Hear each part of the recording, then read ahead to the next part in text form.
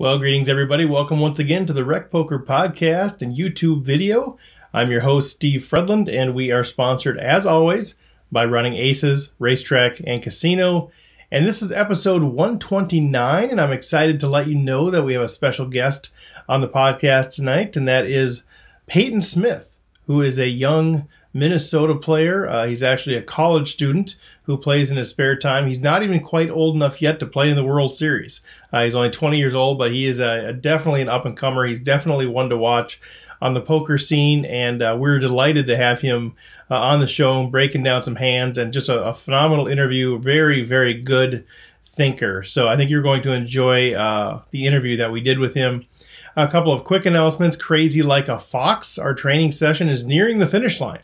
We have 2 sessions left. It's just been a great time of learning and applying, building community, and some great relationships coming out of that. So thanks to those of you who have participated in that. We've got some of our students have been binking tournaments. It's been fun to see myself, Stacy, and others showing up on the leaderboard and winning tournaments. So that's been fun to see that as well. Running Aces Player of the Week for the week ending May 5th. Nate Franklin, Brian Soja, who is part of RecPoker Nation, Timothy Bray, and Kevin Kelsenberg, rounding out the top 4, those who got tournament lammers because of Player of the Week, so congrats to you fellas. And I haven't mentioned Patreon for a while. That's a way that you can support what we're doing here. As you know, the podcast and most of what we do is free of charge, and that's perfectly fine. I'm excited to do that. But if it's something that you want to support and say, hey, I want to be part of RecPoker Nation, I want to encourage what's going on there, you can go to patreon.com/RecPoker, and you can support what is being done here for as little as $1 a month. It's basically just a way to encourage what we're doing and promote doing some more things to provide content and to build community as part of RecPoker Nation. So with that, let's join the interview that the panel had with Payton Smith. All right, guys. Well, as promised, the crew is here with Payton Smith, one of the young, talented players in the state of Minnesota. Very highly respected, highly regarded young player, even though he's still in school. But Payton, first of all, just welcome to the show, and thanks for taking the time out to join us. Thanks for having me, Steve. It's a pleasure. Yeah. So now you are actually still in college. Tell us a little bit about where you're at right now in life. I am. I just got done with freshman year at Purdue. It went well. Just took a bunch of requisite classes to get them over with, and I'm studying general management. Oh, okay. What are you hoping to go to do with that? I'm hoping to start my own business. I'm also going to do a certificate for entrepreneurship program. Okay. So wherever that takes me, that's probably what I'll end up doing. Have you entertained the thought, at least, of playing poker professionally? I've thought about it, but probably not going to happen. Yeah. Okay. Well, how did you even get into the poker now? So you're young. We were just talking about this before we started. You're not even old enough to go to the World Series yet this year because you have to be 21. Yeah. but how'd you get into poker? So I actually started off playing chess. So when I turned 13, I started as a chess player. And then by 14, I was doing that competitively. And then later in that year, I was doing it nationally. So it's a pretty easy transition from chess to poker. And that's kind of what got me into it. I see Chris nodding his head. I play chess myself, but I'm curious when you say it's a very interesting, very easy transition.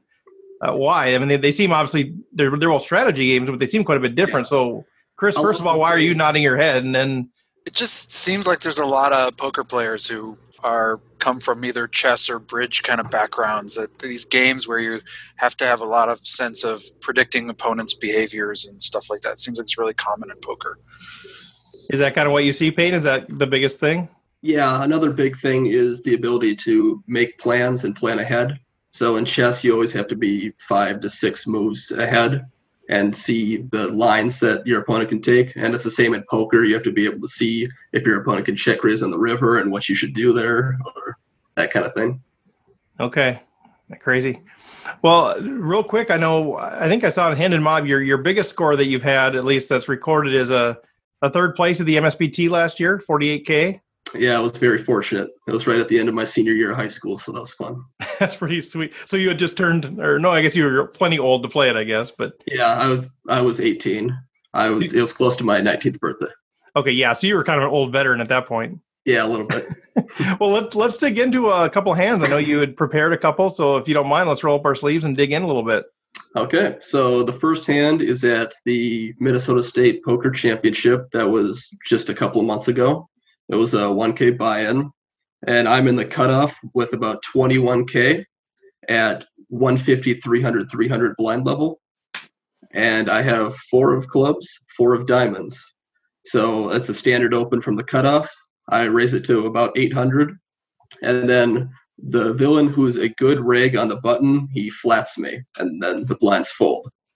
So right away, it's a good rig on the button. I'm going to want to proceed with caution, really. I'm not going to try to get exploitative, just trying to play my game. And any questions on the raise size or anything like that? Yeah, so you said what were the blinds? 153? 153 with a 300 big blind ante. Okay, yeah. So just fold it around you on the cutoff, you open, and then the button calls. What was the button stack? You were at 21K. He was at 18K, so a little bit under me. Okay, yeah. I mean, it seems pretty. Are you kind of a 2.5Xer? Is that kind of your standard open all the time? Later in the tournament, I'll go more towards 2X.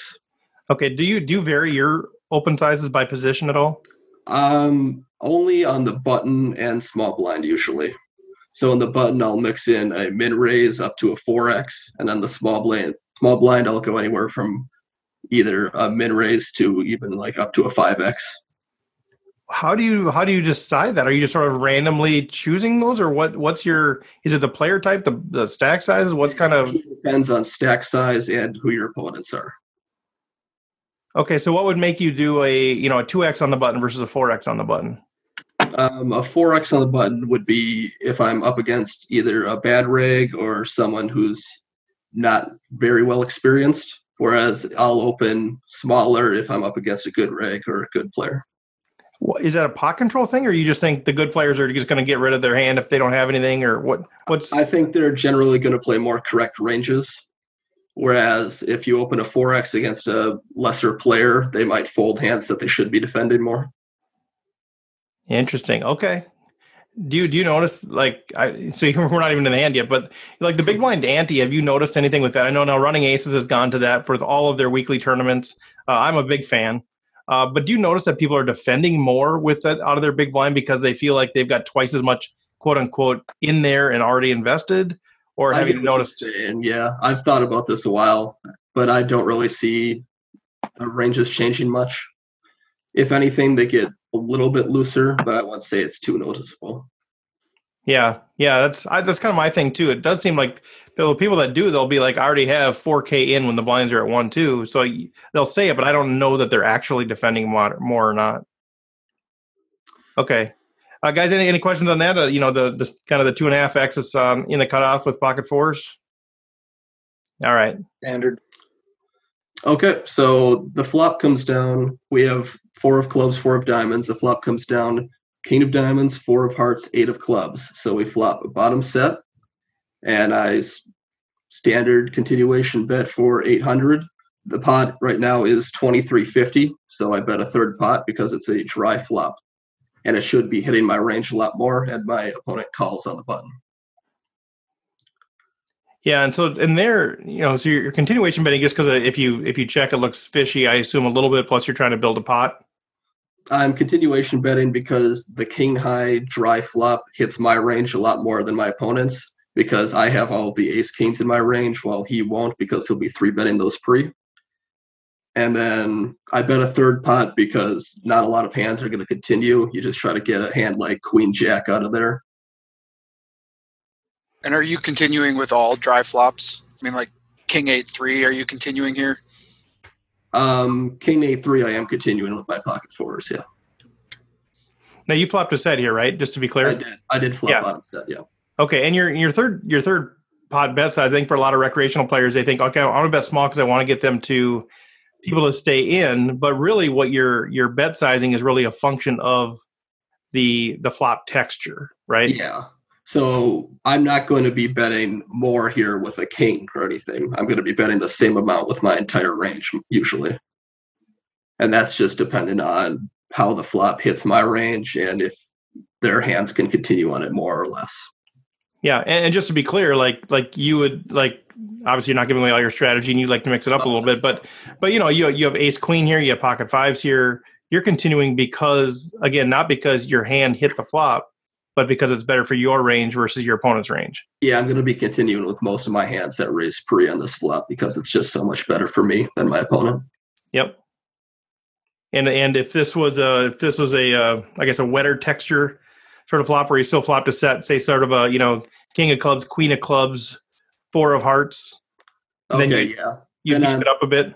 I'm definitely c-betting, and I'm beefing it up to probably about 1,500.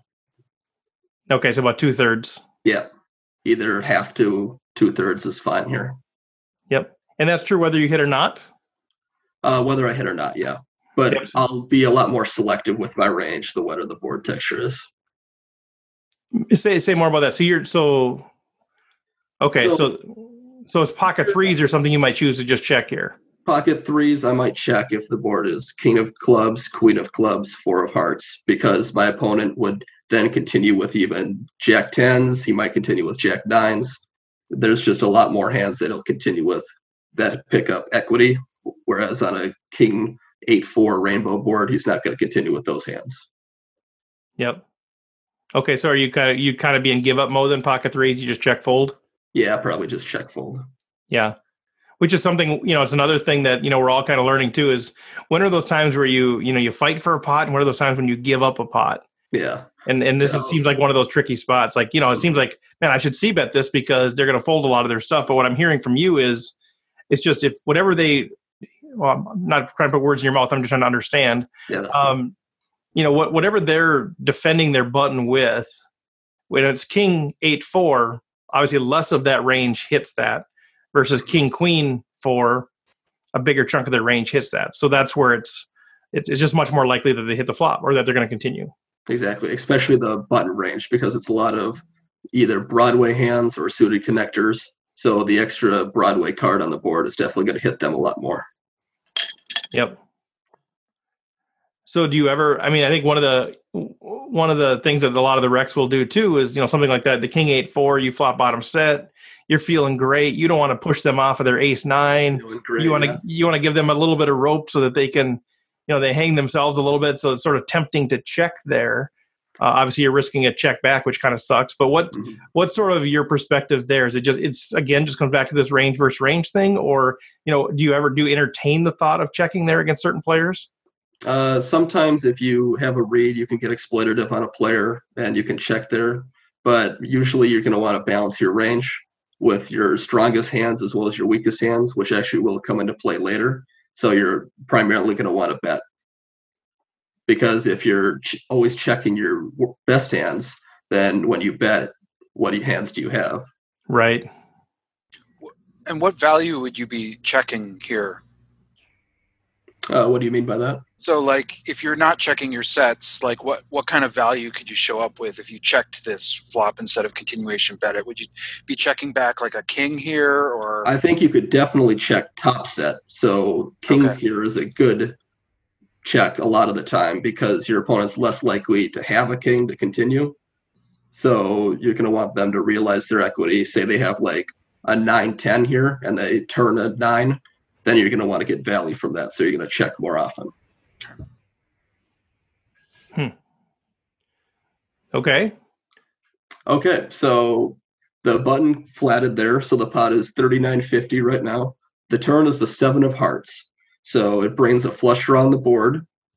And it's a good card for my opponent's range because he's going to have a lot of 2 pairs here with an 8-7. It's just going to hit his range more if he flatted with a gut shot.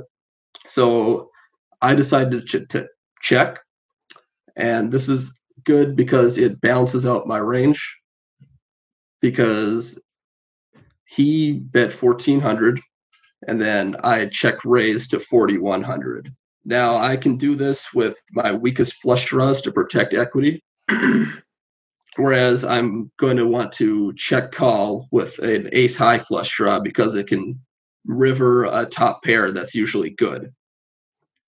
So a good check raise range here is going to be like a queen jack suited, queen 10 suited, jack 10 suited, all of hearts, where they're not going to river any top pair equity, but they have good playability with the flush draw. So the lower the equity, the more you want to check raise. Exactly. Yep. So I need a little bit of clarification on this, or I think it'd be good for all of us. I think so. You said the 7 of hearts is good for your opponent's range. It is good for my opponent's range. Right. Which makes me, my initial reaction to that is, well, if it's good for their range, why would we not bet here on the turn? Because they're likely to have hit it and they're going to continue and we can get more value versus, check raising. To walk me through that a little bit, like, I'm always so worried to risk a check back when you're trying to get value from a player that maybe hit that card. But tell me a little bit about the merits of leading out here versus check raising. Okay, so I'm trying to check raise to build the pot more because I have a set. Normally my set here is going to be golden. It's going to be way good. So by me checking, I'm expecting my opponent to bet a lot. And I think the 7 of hearts hits his range a lot more than it hits mine because I'm going to be, like we talked about earlier, I'm going to be c-betting really wide on the dry flop. So if I check here, it's representing that I'm just sort of giving up. Yeah. And then he can bet because he hits this card a lot more. Okay, so obviously the key to that is you're pretty confident that he's going to fire if you check. Yes. And is that, so it's based partially, part of that is the 7 of hearts being potentially a good card for him now. Like you said, the 8-7s are there, the 9-10 maybe now picked up a draw. There's a heart draw out there now. So there's a lot of good things that could happen to his hand. But as part of that also, just the player type, as part of that, because he's going to read that as weakness, kind of it's not just the card. Obviously, there's other factors that go into play there. It is a good rig on the button. So I do think that he's going to notice that I c-bet a lot on the dry flop. He might continue lightly. And then after I check, he's going to know that I could be weak a lot of the time. So because it is a good rig, like you said, I think he will be betting a lot here. Okay, so part of that's not just because of 7 hearts. Part of that's just he's going to smell weakness and go after the pot, potentially. That is true, yeah. He could just be floating you because of exactly what you just said. Yeah, he's just floating you pre-flop. He floats you on the flop, and as soon as you show weakness, he's going to come after you. Mm-hmm.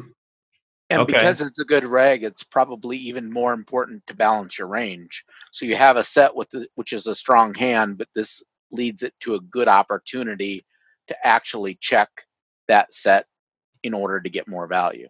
Yeah, that is a good point, especially with the balance in your range. If you have a set in your range here, it really protects your check range here. So if you're checking with just a 1-4, a 1 pair hand, then your opponent's less likely to bet because he thinks you have sets in your range. So what did you make out of his? Your opponent's bet sizing obviously is something to consider. I think he went about a third of the pot when he went 1,400 into the 39. He went in between a third and half pot. So yeah, I guess you're right. Somewhere in that 40%, 30, 35% or whatever. Do you do anything with interpreting that at all, or do you just see that as he just taking a stab, or like how do you? Versus say he had gone 2,800 into the 39. How do you view those things differently? I don't read too much into that. I think betting 40% to half pot here with any king is standard.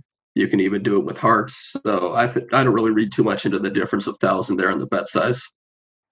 Okay, and just kind of everybody has their own standard sizing and yeah. Okay, but then your bet sizing now, you went to 3x, basically you went to 3x his sizing, which is kind of a standard play, or is that a standard play? Like, is that kind of your typical check raise size? Normally I would go a little bit bigger, but because he has exactly pot behind when I bet 4,100, it's setting up for a polarized river shove. Genius. Okay, there's your chess playing ability, right? It's pretty much, yeah. So is that sort of instinctual now at this point that you're so familiar with the stack sizing thinking head that you're thinking, okay, as you're deciding, okay, I'm going to check raise here, and you're deciding somewhere between, I suppose, 3,000 and 6,000, whatever that that check raising sizing might be. Mm-hmm. There's a number of factors I'm sure that is going through your head automatically in terms of trying to get value and blah blah blah. Yep. But this idea of thinking about his stack size and saying, okay, the right number is 4,100 because that leaves a pot size bet behind. Is that just naturally happening now at this point? Or are you actually, sort of working through this almost like a checklist on your mind of something you have to consider? Yeah, I wouldn't say it's natural. I'm definitely thinking about how much is already in the pot, how much I have to make it so that he has pot behind. It's getting to be more natural, I will say that, but I'm definitely thinking about all these numbers on the spot. Yeah. Okay. Guys, any questions on that or comments on that?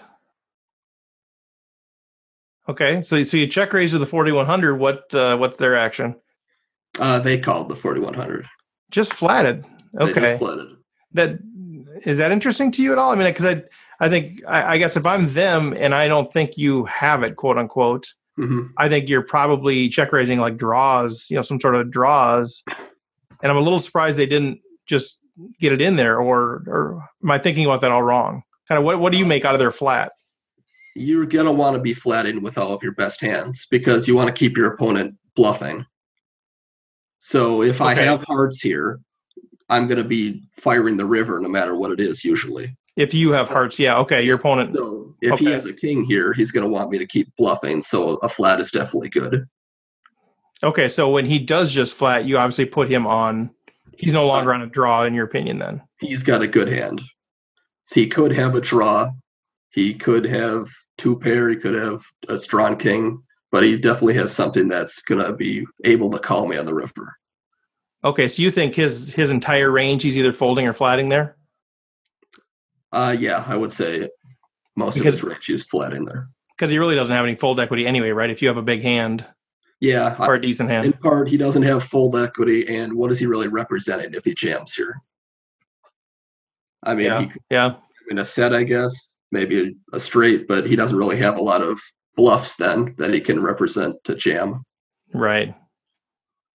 Okay, so he just flats, and at that point, I mean, are you, if you remember, I mean, do you have him on a range other than, I mean, do you think about ranges like that specifically in this case, or are you just thinking, okay, this guy has a good hand, a big draw or a good hand? Is that? I'm usually thinking about ranges here. So he could easily have two pairs with like the 8-7s that we mentioned earlier, or a king 8 suited. He could have a strong king, or he could have a draw. He could be the one that has hearts that I'm representing as a bluff here. Okay. So those are pretty much the main candidates, though. Okay, and so he can't really call a check raise here with just the gut shot, say a 5 or a 6 here. Right. So I'm taking those out of his range. He can't really call with just a 4 or just an 8 like he did on the flop. So those can pretty much be taken out. Okay. Okay, so are you thinking now, the chess player in you, are you thinking I'm probably going to jam every river, or are you still kind of, buyer beware, proceed with caution, let's see what happens? I'm probably jamming most rivers. Okay, for value. For value here with the set, but also representing like I have a weaker flush draw that is check raising, so it's the polarized sizing of having a pot size bet behind. Right. Okay. And how much are you paying attention to like physical tells during this? Is that part of your game, or? I would say I lean more towards GTO strategy, but I'm not afraid to mix in a live read once in a while. How often do you think you get live reads? I mean, like how many times do you think in a matter of a tournament or two that does it actually potentially change your decision? I notice a lot of minor live reads, so I wouldn't really put all my chips on a live read or anything. But a lot of things pre-flop you can notice to get a read, and those are pretty important to me. And does that just then change your hand ranging of your opponent? Is that basically how it formulates out? Yeah, it usually just starts with an idea, but you can change ranges off of that as the hand goes on. Okay. So you go to 4,100 and he calls. So you got like 12,000 in the middle, somewhere in there. Yep, there's 12,150 in the middle. Okay. And what do you have? I've got about 15,000 behind. He has 12,000 behind. Okay, right. Okay, guys. Anything else, or should we go to the river? Take me to the river. Okay, so the river is the 6 of spades, so it brings a one-liner to a straight with the 5. And as our plan was earlier, we're still jamming this river because it's safe-ish. And unfortunately, we get snap called. And he turns over the 8-5 of hearts. Oh, I was going to say ace-5 of hearts? 8-5, okay. Ace-5 of hearts would make sense, yeah. Yeah. But 8-5 of hearts? 8-5 of hearts. So he flopped a pair, continued, then he flopped, and then he turned, gut shot in flush draw. Yeah. So it's pretty standard, but yeah, that makes sense to you, right? I mean, there's not really a misplay in there by him. Not really. Yeah. So okay, yeah. So is there anything that you can do differently in this hand? I mean, you kind of played it all the way. I mean, is there anything you would do differently looking back on this hand? Doing differently, no. Yeah. I think that you're going to want to try to get value with your sets here, and sometimes you just run into it. Yeah. So if you do decide to check river and he jams, I mean, are you ever folding there? Oh, no. Yeah. Okay. Yeah, right. Oh, no. Yeah. Okay. So is there anything that you can even learn from this hand other than just kind of run into it? Because this is one of the things that rec players I think really struggle with. The ones that especially the less experienced players that I run into, is they see something like this, and first of all, the other player's an idiot. Because he had 8-5. They don't think through. They don't think through every step of the way, and that actually was good decisions by them all the way through. I mean, you could argue the 8-5, on the button defending, but I think part of that is floating and that sort of thing too. Yeah. And secondly, they're just how unlucky they are, or they start thinking of themselves as some sort of an idiot that they lost, most of their stack on something like this because they become so results oriented. Yeah. Like what's kind of your lesson overall that you can relay to the rec player on this one? I would say that you just have to have a plan through the whole hand. You just have to follow your decision making, and sometimes you just run into it. Nice. I like it. So when you flop a set here. Yeah. I mean, obviously everything changes with bet sizing and everything changes with the cards that come out. But I mean, how far are you actually thinking this through all the way to the river at that point, thinking, here's the line I'm going to take. I'm going to plan on, betting flop, check raising turn, and jamming river. I mean, are you actually thinking that that's my most probable line? Or yeah. Really, you're already thinking through every street. Mm-hmm. And how do I get it in here by the river? Yeah, I'm always thinking about how I can get max value. So you're definitely going to want the blinds are still low. We were playing 153, 60, I think. He was 60 big blinds deep. Yeah. So you're going to want to check raise in there somewhere. If you just bet, you're not getting all the chips in the middle. That's interesting. Yeah. Well, because I think one of the things that, I've been trying to work on a lot is how do I get value from the big hands? And it is tricky because maybe it's just the tournaments I play or something. I don't know. But there's so many times where, in this exact situation, the turn will go check. And maybe I'm just not finding the right situations, or I'm not looking at the ranges the right way as far as, the 7 of hearts was a good card to check raise on. But I feel like I'm so worried about risking a check and losing an entire street of value rather than, trying to get an additional street of value that I end up losing value on those hands. Oh, okay. So so fix my game, Peyton. But how do we balance that? Like, are there turn cards, maybe besides the 7 of hearts, are there turn cards that you would recommend just going bet? I think, say the turn is a deuce of an offsuit deuce, so a deuce of spades. Then you're not going to have any bluffs really, so you don't have to balance your bluff range on the turn. So then you can just go for bet. But on the 7 of hearts turn, you're going to want to double barrel with all your heart combos that don't have an ace in it. So then you're going to need to find some value hands so you can balance it with. Okay, so you wouldn't check raise a 2 of spades on the turn? No. But part of that is, I heard, as you're assessing your own hand, but part of that is as you're thinking about what cards are good for your opponent. Yeah, the 2 is definitely not going to help either player. So that's something to think about. If it's something like a queen or something, would you check raise a queen on the turn? Because that'd be good for your opponent in general, or no? It would have to be a queen with a suit that's already on the board, either diamond, heart, or club. If it's an offsuit queen, you're probably not getting enough bets, really, because your opponent's not going to have a ton of draws that are still in the pot. Yeah. If the opponent that you're facing is like a super, well, I guess they're not super hyper aggro just based on how they played it so far, but say there's somebody that's just they're going to take a shot in every turn where you show weakness. Okay. Regardless of what they have, they completely float. They're going to float you on a ton of flops, and they're just going to take a stab if you show any weakness would you consider just check calling against that opponent and then giving him and then checking river? That's where the whole live read aspect comes into it. So if you had a lot of history against someone that's super aggro, then sure, you can mix in a check call and give them rope to hang themselves. But because it's all about trying to get value, right? Because if you think they're going to be firing max value, yeah. Because if you think they're going to fire every single turn with the whole amount of their range, then your best bet might just be check calling. Yep. So that just comes down to if you know the opponent and if there's a read on them. Okay. But you can't really mix that sort of thing in your overall strategy. Yeah. Yeah. Well, then, guys, any questions on that deal, or should we go to the next hand?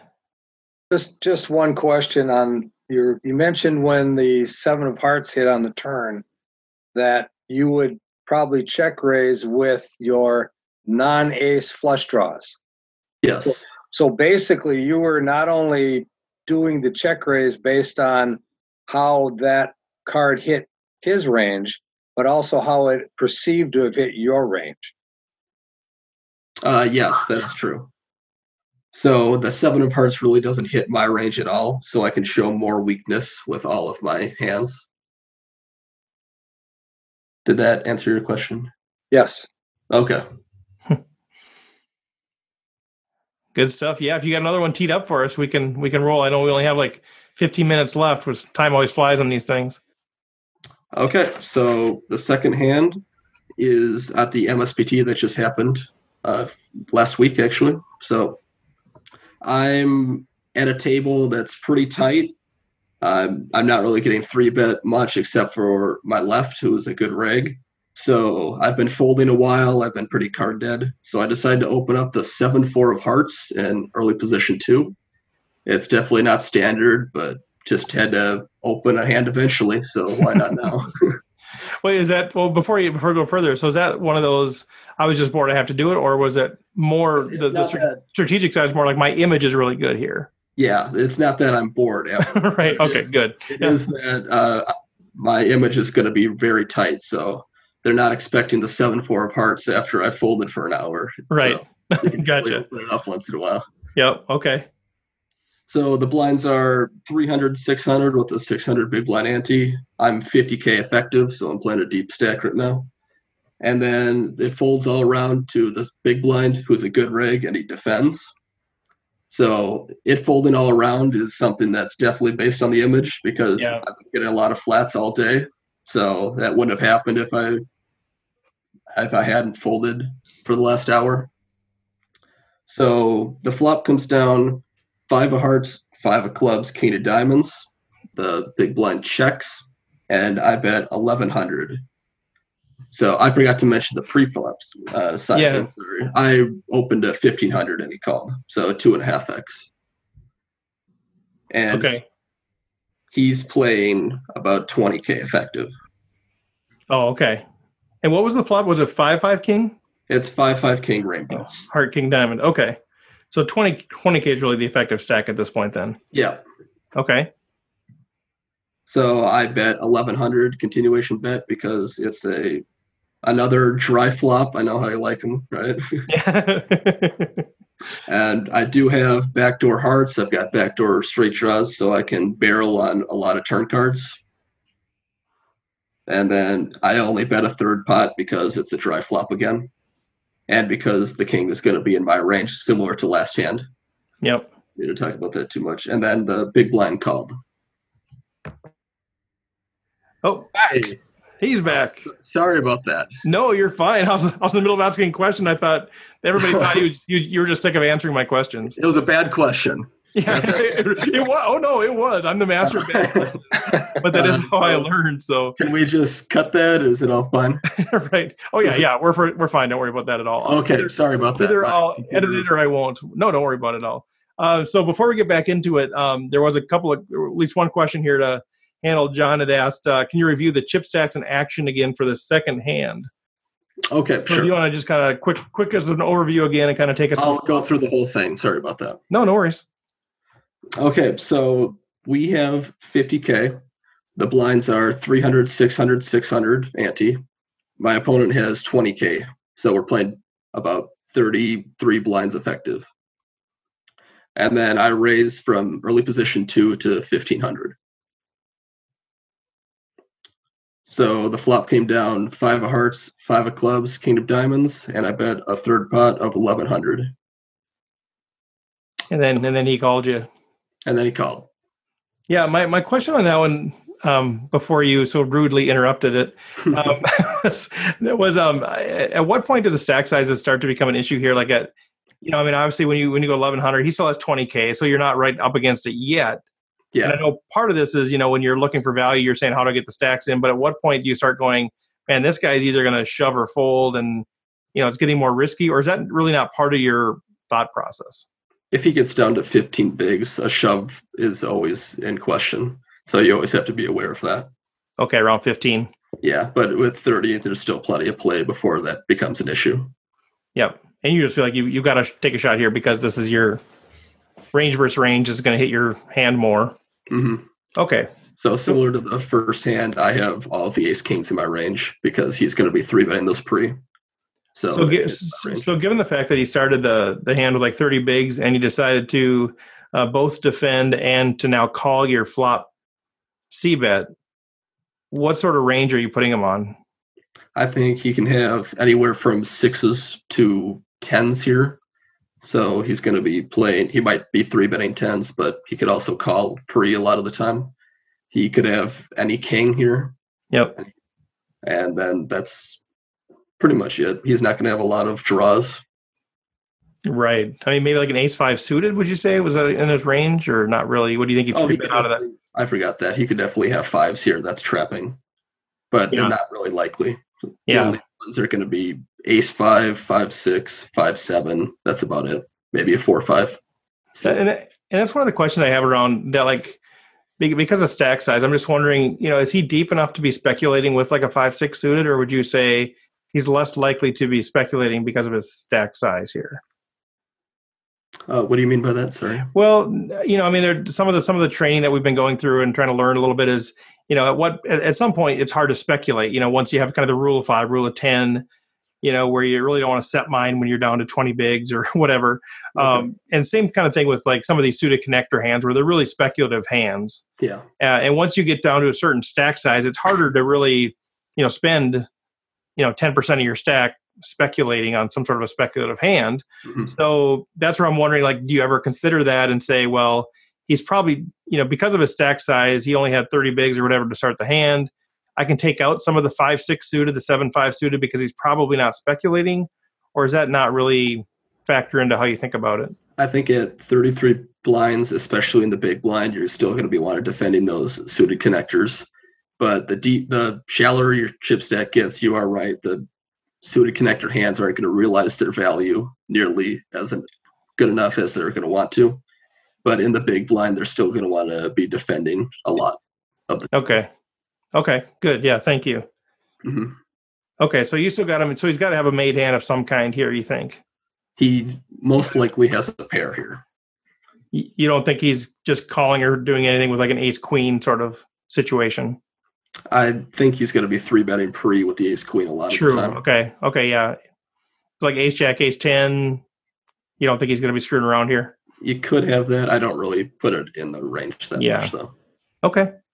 I would even consider him to check raise here with those hands a lot of the time, because I'm going to be c-betting my entire range here pretty much. I don't really need to have a good hand on the king 5-5 rainbow board because it hits my range a lot. So, and because ace-10 is sort of, he has no equity really, or very little equity with ace-10, you think he'd probably 3-bet or fold it.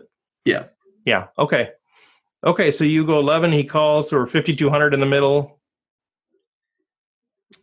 Okay, so the turn is the ace of spades, and he decides to lead for 2,500. God, I hate poker. So it's a weird spot, definitely, because the ace is definitely hitting my range more than his, because I have all of the aces in my that are c-betting the flop, whereas he's not going to be continuing a lot of them. But we mentioned, I guess he could have an ace-jack that calls, right? But I'm not really putting it past him that much. So Because of this, because the card hits my range a lot more than his, I decided to peel one, so I call him. Okay, time out. Okay, wave the flag. Okay, so obviously you're just floating because you have nothing. I have nothing. You have 7 high. Yep. And okay, logically here, I'm not a chess player, Peyton, so bear with me. Okay. So you're thinking through it. Hits your range better than his range. So my initial reaction to that is, well, he's probably got a 5 because now he thinks I hit the ace and he wants to start getting it all in. Mm-hmm. But your reaction is saying, I'm going to peel because now it looks like I could easily have the ace and now I can represent the ace if he shows weakness on the river. Is that kind of the idea? Yep, that's the idea. Okay. Because with a 5, the pot is going to be 11,000 after I call. So he's going to have pot behind. He's going to be shoving a 5 all of the time, right? Yeah. Okay, so that's the anticipation there. Like, so I'm thinking, okay, it could be a 5 that he's doing this with. Yeah. But I'm just thinking at that moment, not realizing that, well, if it's a 5, then he's going to shove the river and then I can just fold and not have a problem. You're thinking there's a decent chance that I could actually steal this pot on the river. Yeah, so at this point, he either has a 5 or he's turning 6s through 10s into a bluff. Because I don't really think he has an ace, as we talked about on the flop. Because he'd probably check an ace too, wouldn't he? He'd probably check, call, or check raise it, yeah. Yeah, okay. So it's a little bit strange to do it with an ace. Okay, so we're riding 7 high here to the river. 7 high is going to see a river card. What do you guys think? I'm so curious where you guys are at with this deal. I think I fold. I'm so, yeah, I believe that he has an ace, and I'd probably fold. Yeah. I don't know how I could possibly do anything that would convince him that I had a better hand than him. Yeah. No, that's Peyton, and this is why it's so good, man. That's why we like the interactive sort of stuff, because we're all kind of learning as we go here. Chris, John, Stacy, thoughts? I love it. I love the logic here. I would never do it, but I love it. Like, I would be too, like, oh man. But I love the logic of calling this and knowing that if you're just crushed with a 5, that it's just, you can get out on the river, and you're going to figure that out pretty quick. Yep. So yeah, I think it's very, very interesting play. John? I like the play as well, but I think this goes into the bucket of, these are professionals. Don't try this at home. And I know because I do try this at home, and my problem is it's a very fine line when you're able to make this play and it's not just spewing chips off. And I don't know that I have that line defined well enough in order to incorporate this type of play into my game. Or I do incorporate it, but I don't think I do it well. I think it's a losing play for me. But I still like the play, and I think this is the type of thing that separates your normal player from the great players. That's well said. So, Peyton, can I ask a question about this too? So, sure thing. What rivers here are you hoping for? Like, what are you hoping for that you think is going to like keep this going for you? Well, I would love a Broadway card, so 10 Jack or Queen, because that's even harder for him to represent now. Anything under the 5, so deuce 3 or 4 is good for me. So basically anything where he has the chance of rivering a set on me, so 6s through 9s, that's probably not the best. But I think his range is still pretty much going to be shove or fold on the river. And Peyton, a question just came in from Eric Anderson. What was the buy-in of this tournament? Are these? Would you consider these thinking players? This is the MSPT, right? This was an MSPT, yeah. So 1100. Definitely thinking players. Yeah. The button on the big line. I like that question, Chris, a lot. Like, what are you hoping for? I guess if Peyton, if you're ranging him kind of 6s through 10s, I guess that's any of those cards that are kind of danger cards. He could also be doing this with a king that's just trying to get to showdown. So by betting small in the river. Just blocker. Blocker bets, yeah. So are you when you float here, is the plan to shove river if he checks, or is the plan to shove river? Yep. And represent the ace the whole way. Yeah. And what if it is a little blocker bet? Well, we'll have to see on a river. Oh, okay. I want to give a shot at Taylor or Stacy. Any thoughts on this one or questions? Yeah, Peyton, I was just going to check. What do you? Maybe you've touched on it. What do you think he's got you on as far as range? Do you think he really got you on the ace here? No, I don't think he's putting me on an ace, because otherwise if he has the 5, he might do this, but otherwise I don't think he'd be doing this. I think that I'm c-betting a lot of my hands on the flop, so I could pretty much have any pair, most suited connectors, suited broadways, so I think he's putting me on a lot of air here. Okay, so he's thinking he's ahead right now. He's thinking he's ahead, and he's trying to bet out of my equity. Okay. So if I have a queen jack here, he just wants me to fold. I got you. Taylor, do you have anything at all, or otherwise we can go to the river? I guess my one quick question is the stack size really here what dictates this play, where if he had more chips than this, you wouldn't be looking at kind of floating the turn to field any sort of river bets or represent anything on the river, or is stack size not as relevant as I think it might be? That's a really good question. So the stack size is the only reason I'm doing this play, because with his stack size of about 13,000 behind, he's going to be shoving or checking pretty much all of his range, you would think. So if he shoves, you just fold, and your play didn't work, but that's fine because you got out of there cheap. And then if he checks, then that's when you can make a play. So if he has about 40K behind here, he's going to be betting 10K, but he can also do that with bluffs. So that's not as polarizing as him shoving his entire stack in. That's good. All right, we'll get you to the river here. We're almost out of time. Okay, so the river is the 10 of clubs, so it's a favorable Broadway card for us, as we talked about earlier. And he decides to lead for 5,000 with 95 behind. So it was the lead blocker bet. You just gave Chris Jones a headache. Okay, so I'd say 97% of recreational players, myself included, that I know of, are probably just going to give up here. Mm-hmm. I have a feeling that's maybe not what happened, but so how do you interpret? How do you interpret that? Because you could look at that and say, boy, he's just trying to get any value. I mean, he should shove because it looks fishy. This is just clearly a value bet. He wants to get something out of his full house or whatever. But what do you make? What do you make of those small bets like that? I'm seeing this as it can't be a 5, and it's probably a king. Because if you have a king here, you're not going to want to check and then have me shove and then have a tough decision. So you're going to want to try to get a blocker bet in and just bet half pot. So you interpret this as I'm trying to get the showdown as cheaply as possible, and a check isn't the way to do that. A blocker bet is the way to do that. Yeah, that's what I'm pretty much interpreting it as. And so you don't really want to deliver that good news, I guess. I did not, so I decided to jam in the rest. So he's got about 10K behind. I jammed it in, and he tanked a while, but eventually folded it. Wow. I mean, is that, but okay, so this is where the emotional side of the game can get the best of a lot of us.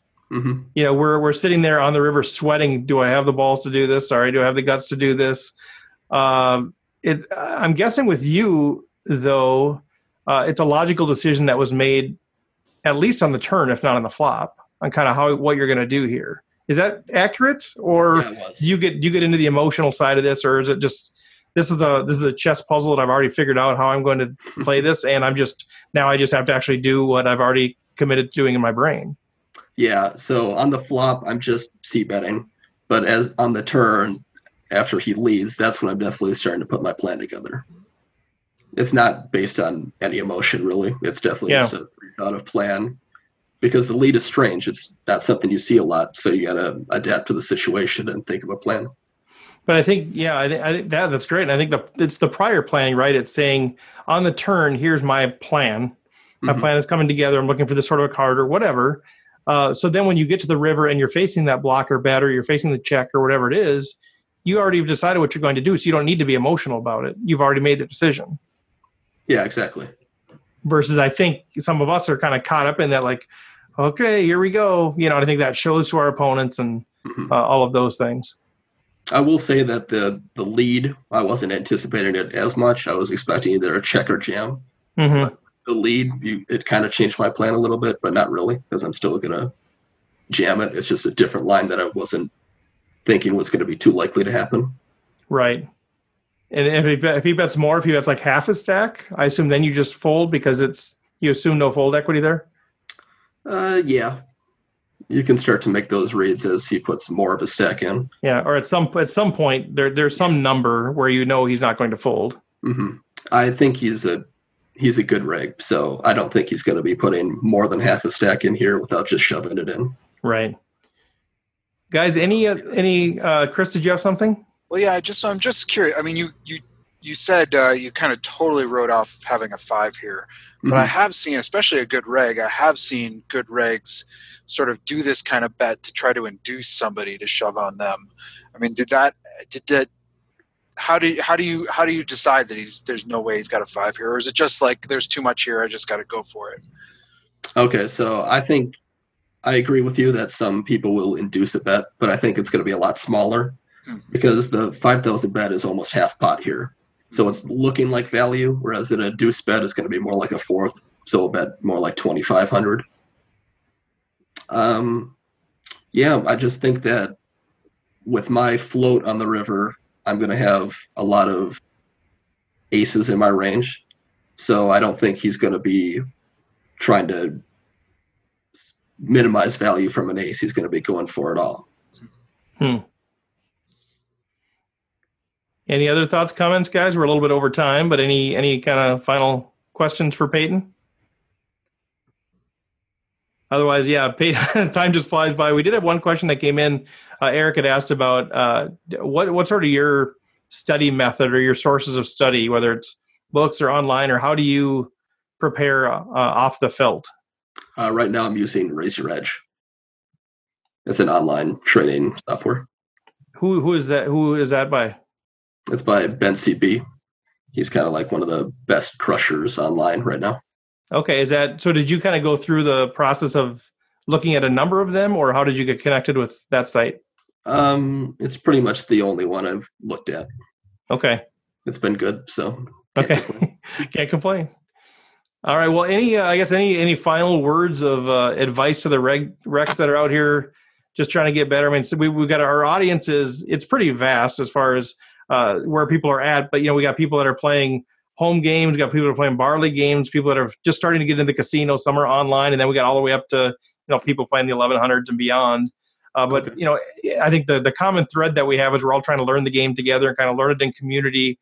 But what advice would you have, whether it's either strategy wise or how we learn the game wise or whatever, to keep growing our game? Okay, I would definitely say good bankroll management is a priority. And then for strategy wise, it's just making your plan, trying to follow it through, and then adapting if it doesn't come out the way you want it to. Love it. Peyton, thank you very much. We very appreciate the conversation. Thanks for having me. All right, take care, man. We're gonna hang on here, so feel free to check out at any point in time. We're gonna continue the conversation. Okay, thank you. All right, see ya. Bye. Yep. All right, guys. Well, what'd you think? He's got a bright future. He's a smart kid. No kidding. Yeah. No kidding. Anything? Stacy's giggling. Anything stand out specifically? Just the way he read, the way he read his opponents as to what they would do, and like on the turn when he bet out when the ace hit. I mean, I'm looking at that like, oh shoot, he's got an ace, and then I'm just getting out of there, right? Right. And in his mind, he said, well, we said he didn't have an ace on the flop, so because he wouldn't have called that bet with just an ace, so you can't add range back in after you've taken it out. right? And I don't think I do that very well, very effectively. And he just nailed it, right? He nailed it. Yeah. I think it goes to he looked at the situation dispassionately, looked at the range he put the opponent on, and as long as he continues to trust that, he went through with his read and his play. I don't think I would have been able to do that, because the king comes, that's one overcard, and people love to call with kings. Now the ace comes, that's another overcard. People love to call with aces. So, and you're sitting here with 7-4, you've got nothing. But it's a fantastic read with that. I do think the fact that it was a paired board with the 5-5 makes it less likely. It polarizes his opponent's range. So that gives him a little bit more flexibility to be able to do that play. If it didn't, let's say it were 5-8 instead of the 5-5, I think that'd be a lot harder to continue on, because the opponent isn't going to be making those big plays without either the 5 or something. He's got to have something in those cases. Yeah. So. Yeah, well, no, I think that's the thing is that you see this, or you see hands on TV, and you think, oh man, I'm gonna jam 7-4 in the river, I'm gonna make the big play, I'm gonna be the hero, and I think that's where we go. And the reality is, this is an incredibly strategically well thought out play that I would guess he pulls out once every few tournaments. Chris? Yeah, no, he picked a spot and he stuck with his read, and he finished it on the river. And I think all of those things are things that I really want to get better at. And I wish, because like for me, I might recognize this spot, and I might even know what the right thing to do is, and like try to follow through on this. But I would even that calling that turn, I would just be like, oh, come on, I got 7 high, just throw it away. And so these are plays I don't make. And I just love the thought process. And it's not like you do this with every 7-4 you have, but you do it in a situation exactly like this one. And so, yeah, I really admire it. Yeah. Yeah, I think one of the big takeaways for me is his realization of where the stack sizes are. And I know where they are to start the hand, but as the hand progresses, I kind of forget about that and just think about cards against cards or range against range, and not think about what bet sizes do I need to make to put the opponent in a tough situation. And he was constantly thinking of that stack size. Yeah, for sure. Do we think this guy folded the king? Is that what or a big pair, or medium pair, 6s, 7s, 8s, or what do we ultimately think he gave up there? Well, I think Peyton was thinking, he had 6s through 10s, or he had some kind of a king that he thought he was probably ultimately trying to get to a cheap showdown. All right, thanks so much to Payton Smith. Thanks so much to the RecPoker panel for being part of the discussion. Just really enjoyed this conversation. And also, once again, thanks to Running Aces, who is our official sponsor. And make sure you go to recpokertraining.com. Check it out. We have a newsletter. I send out stuff once in a while whenever there's something major happening, but that's a way you can stay plugged in there. You can also subscribe on iTunes, support us on Patreon. So with that, until next week, good luck on the felt.